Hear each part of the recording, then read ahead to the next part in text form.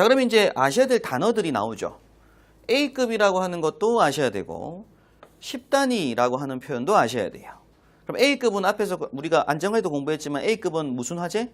일반 화재. 그러니까 종이, 목재, 섬유류 같은 고체 가열물 화재입니다. A급은. 그럼 B급은 무슨 화재? 유류 화재. 뭐 식용유 화재도 사실은 여기 포함해요. 식용유는 지금 이제 K급으로 해서 새로운 뭔가를 만들어내고 있고 화재 전쟁이 좀 바뀔 건데 일단 요거는 이제 유류 화재입니다. 그래서 이제 기본적으로 휘발유, 등유, 경유 같은 유류들 그리고 원래는 예전에는 요것도 식용유 화재까지 포함을 했는데 지금은 식용유류 화재는 K급 화재로 따로 뺄 거예요. 앞으로는 일단은 유류 화재 말합니다. 그럼 그 유류 화재에서 몇 단위 이상? 20단위 이상.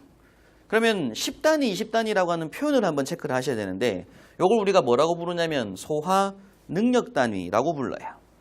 소화 능력 단위의 표현을 이해하시려면 일단은 뭐 잠깐 예습 삼아 이 간이 소화 용구를 먼저 아셔야 됩니다.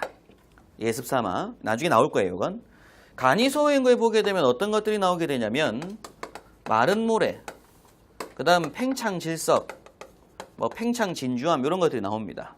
그럼 마른 모래를 가지고 삽, 상비, 삽을 상비한다는 얘기는 삽이 걸쳐져 있다는 얘기예요. 그럼 삽 상비 50리터짜리 포대로 50리터 되는 포대로 한 포를 삽을 가지고서 뿌리면 불이 어떻게 된다? 꺼질 거잖아요. 그죠? 불이 꺼지는 그 정도를 우리가 뭐라고 부르냐? 0.5단위라고 불러요. 요거 나중에 암기하실 표죠. 팽창 질석 같은 경우에도 마찬가지로 삽을 상비하고 80리터들이 한 포대를 뿌리면 불이 꺼질 건데 불이 꺼지는 그 정도를 또 0.5단위라고 보게 됩니다. 그러면 실제 우리가 소화기를 보게 되면 수동식 빨간색 소화기를 보게 되면 소화기 바깥에 이렇게 마킹이 있는 건 다 아시죠? 그죠? 안정화에서 설명 다 드린 거니까 이때 A급은 바탕색이 무슨 색깔로 되어 있어요? 노란색 이 부분에 바탕색이 백색, 흰색 바탕에 A라고 적혀 있고 B는요? 노란색, 동그란 게 뭘로 되어 있어요? 색깔이 황색 되어 있죠? 노란색. 그리고 C는요? 청색, 청색 바탕에 C라고 되어 있습니다. A급은 일반 화재, 유류 화재, 전기 화재를 나타내요. 그러면 일반 3.3kg짜리 작은 소화기 보면 요 A급 화재 밑에 3단위, 얘는 5단위, 얘는 적응 이렇게 되어 있습니다. 일반적으로. 그럼 요 소화기를 A급 화재 쓸 때 몇 단위만큼?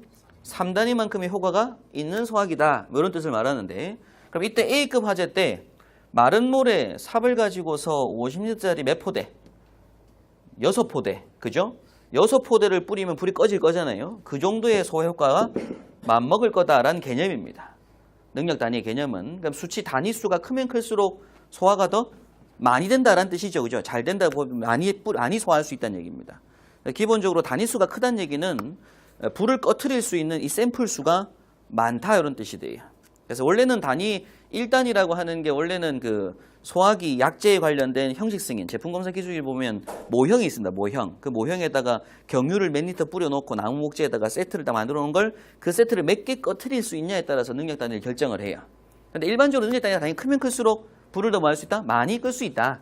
이런 의미입니다. 그럼 그때 A급이 몇 단위 적혀 있는 거? 10단위 이상. B급에 20단위 이상 적혀져 있는 소화기는 무슨 소화기? 대형 소화기로 보겠다. 그거보다 안 되는 것들은 다 소형으로 잡겠다. 그래서 체크를 한번 하시고 넘어가셔야 되고요.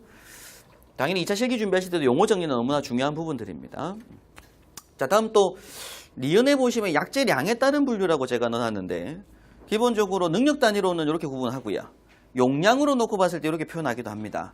일반 물 소화기는 80리터 이상일 때 무슨 소화기? 대형이란 뜻이에요. 지금 같은 대형.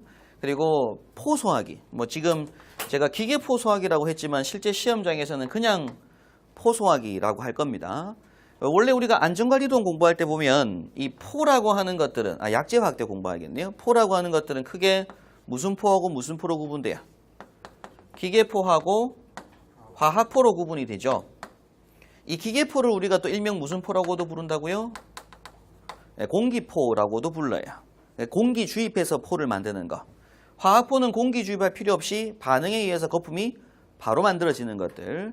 그럼 그 중에서 실제 우리가 화학포는 현재 국내 생산을 이제 더 이상 안 하다 보니까 지금은 다 공기 주입포들만 쓰고 있습니다. 그래서 이 기계포 소화기를 우리가 그냥 무슨 소화기? 포소화기라고 부르게 되고요. 요 포소화기는 용량이 몇 리터 이상? 20리터 이상인 소화기를 대형 소화기라고 불러요. 자, 그럼 이제 강화액 소화기는 60리터 용량 체크하셔야 되고요. 그럼 가스계 소화기 중에서 이산화탄소 소화기는 50kg 이상 되는 소화기들, 용량이, 내부에 들은 약재 용량이, 그 다음에 이제 할론 소화기는 30kg, 분말은 20kg 이상의 소화기를 대형이라고 부릅니다. 요거 수치 암기하셔야 돼요. 예. 물은 80. 그 다음에 이제 물에다가 보통 포는 뭐 하는 거예요? 물에다가 약재 섞는 거죠. 그래서 포가 몇 리터? 20. 그럼 요게 80이고 20이니까 강화액은 몇 리터? 60. 공부하실 때 보통 포는 한 글자니까 20, 강화액 세 글자니까 60 이렇게 보시면 돼요. 한 글자 세 글자. 요 합친 게 뭐고요? 물. 되겠죠? 그럼 이산화탄소는 글자가 몇 글자 나와요? 5글자. 몇 킬로그램? 50kg. 할론이라고 하는 건 원래는 뭐예요? 명칭. 원래 명칭은 할로겐. 할로겐은 몇 글자? 세 글자니까 30kg. 분말은 두 글자니까 20kg. 이렇게 암기하고 넘어가셔야 됩니다. 자, 마지막 세 번째로 또 소화기는 가압 방식에 따른 분류가 있죠. 가압 방식에 따라서 우리가 일반적으로 이제 요새 좀 이슈가 된 소화기들이 이 중에서 이제 가압식 소화기가 이슈가 좀 됐잖아요.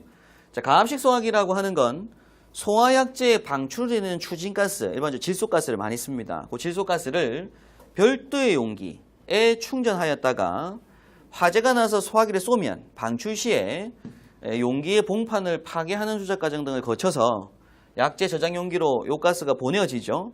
그때서야 약재를 밀어내는 방식의 소화기를 가압식 소화기라고 부릅니다. 그래서 가압식 소화기에 절대면 사진이 있으면 참 좋긴 한데 제가 그 사진은 못 넣었고, 가압식 소화기를 보게 되면 내부에 분말 가루를 이렇게 채워놨어요. 용기 내에. 근데 요 내부에다가 이렇게 작은 미니 용기, 작은 용기를 한 개 매달아 놓습니다. 요 용기 내에 뭐가 채워져 있는 상태이고요. 질소가스가 꽉 차 있는 상태예요. 근데 여기에는 아무것도 없는 상태, 실제 대기압과 거의 같은 압 상태입니다. 처음에 분말을 넣을 때 압력이니까 아무것도 없는 상태예요. 그 상태에서 이제 안전핀을 뽑고 레버를 누르게 되면 그때서야 뭐 한다고요? 요애를 터트린다고요. 그럼 질소 용기가 터트려지게 되면 여기 있는 가스가 요 내부로 나오겠죠. 분출되어서. 그럼 그때 요 노즐 부분이 바닥 부분까지 이렇게 노즐이 붙어 있는 상태고요. 위에 공기가 압이 가해지니까 분말을 뭐 한다고요? 밀어낼 거다. 이런 얘기입니다. 그게 가압식 소화기. 근데 최근에 이슈된 이유가 이런 가압식 소화기가 평상시에 여긴 압이 없는 상태고 질소가스가 꽉 차 있는 상태고 여긴 압이 없는 상태였어요. 그러다가 이게 바닥에 놓여질 때 만약 물기에 의해서 이 바닥 부분이 녹슬게 되면 이 부분이 제일 약한 부위인데 화재가 나서 소화기를 안전핀 뽑고 레버를 누른 순간 여기서 가스가 압이 꽉 차게 되니까 어떻게 돼요? 갑자기 고압이 형성되면 이 부분이 터질 수가 있겠죠. 소화기 밑부분 터지는 사건이 많이 발생을 했던 겁니다. 최근에. 그래서 노후된 가압식 소화기를 다 축압식 소화기로 바꾸고 있는 중이죠.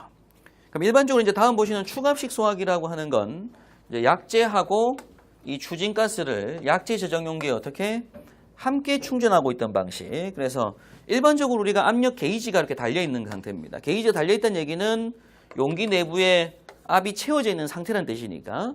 그럼 여기에 분말을 채워놓고 그 위에다가 질소가스로 이미 압을 넣어놓은 상태죠. 그럼 용기에 평상시 압이 걸려있는 상태였어요. 그럼 여기서 안전핀을 뽑고 레버를 누르게 되면 요 입구만 터뜨려 줍니다. 그럼 그때 요 입구 부분에 연결되어 있는 홈 부분에서 요 입구를 막고 있던 걸 터뜨려 주게 되면 그때서 이 공기가 계속 질소가 분말을 가압하고 있었을 거니까 평상시에. 그럼 그때 이제 압력으로 분말이 밀려 나오겠죠. 그래서 평상시에 이 약재하고 추진가스를 한 용기에 같이 저장하는 방식을 축압식 소화기라고 부르게 됩니다. 소화기 일단 기본적으로 여기까지 일반적인 소화기들 종류를 한번 구분하시는 거고요. 자, 그다음 이어서 가로 2번에서 보셔야 될 부분이 이제 자동 소화 장치라고 하는 것들입니다. 예전에는 이제 자동식 소화기라고 해서 사람이 직접 뿌리지 않고 화재를 자동으로 소화한다고 해서 자동식 소화기인데 지금은 이제 명칭이 자동 소화 장치로 바뀌었어요. 이렇게 바뀌면서 사실은 이제 뭐를 아우르게 됐냐면 예전에 그 이산화탄소 소화 설비 중에 CO2 소화 설비 중에 화재가 날 수 있는 전기실이 있고요. 별도의 저장 용기실이 있었어요. 용기실에 용기를 저장하고 있고 제어반 같은 것도 설치를 해서 화재 감지 동작하면 신호받고 용기를 탁 터뜨려 줍니다. 그럼 그때서 가스가 방출되는 방식을 뭐 가스계 소화 설비라고 하는데 어떤 타입이 있냐면 실이 작았던 거예요. 그 실 하나만 CO2 설비를 하고 싶었던 겁니다. 그렇다고 해서 별도의 저장 용기 실을 만들고 용기를 따로 저장하기가 뭐 건축상 설비상 좀 불합리하더라고요. 그래서 그 실 내에다가 캐비넷을 한 개 설치를 하고요. 캐비넷.